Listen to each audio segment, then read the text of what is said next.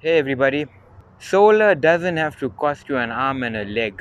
In our video today, we'll show you how you can set up a solar backup system for just about 1,000 Rand or maybe even less, depending how much you can get the components for. So let's take a look. What would you need? We've got a 30-watt solar panel here. This is a 30-watt polycrystalline. You need a solar charge controller and you need a battery.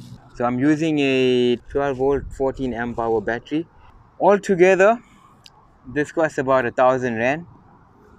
And in order to get your connections nicely fitted onto your battery, you also need these connector lugs. You just need a bunch of them. So the solar charge controller is about 300 Rand, the battery is about 350, and the panel is about 300 Rand. Now, if you're wondering why would you need a solar charge controller, it's because of this. So this 30-watt panel is pushing out about 20, between 18 and there is some shade now, but if it's full sun, it pushes out about 21 volts.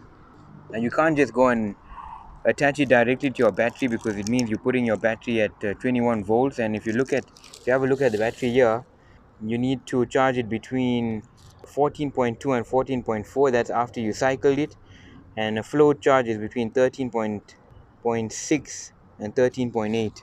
So this charge controller will take care of handling all that. It controls how to charge the battery, and as well as it controls the output. So in the charge controller settings, you can configure it such that it charges your battery appropriately. You can also set it up to charge either a seal lead acid battery or a lithium ion battery.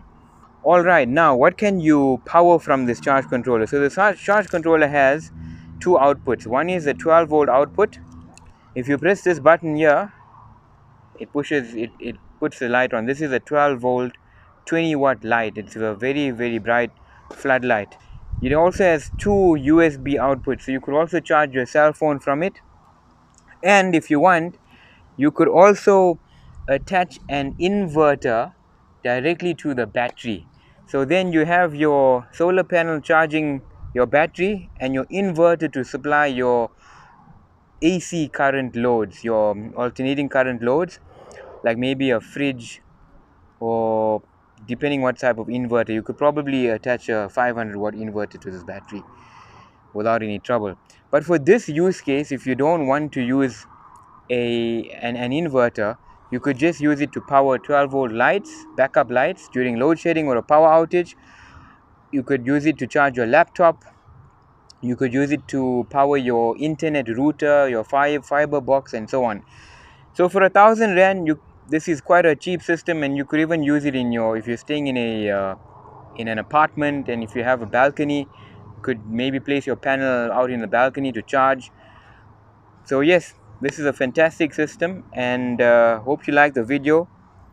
If you like the video, please give it a thumbs up and please subscribe.